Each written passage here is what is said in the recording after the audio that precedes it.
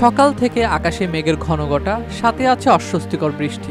সবচেয়ে বেশি দুর্ভোগে পড়েছেন স্কুল, কলেজ ও অফিসগামীরা। এই অবস্থায় আবহাওয়া পরিস্থিতি নিয়ে দুঃসংবাদ দিল আবহাওয়া অধিদপ্তর।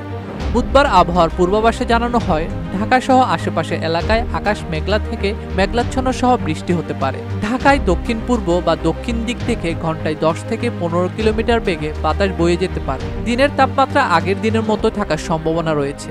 একই সঙ্গে দেশের অভ্যন্তরীণ নদীবন্দরগুলোতে সতর্কতা সংকেত জারি করা হয়েছে।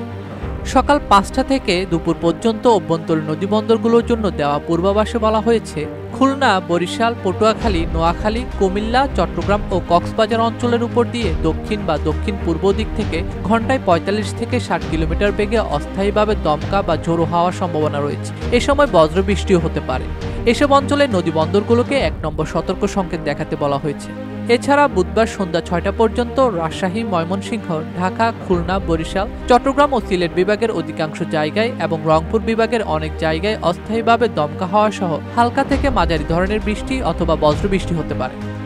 সেই সঙ্গে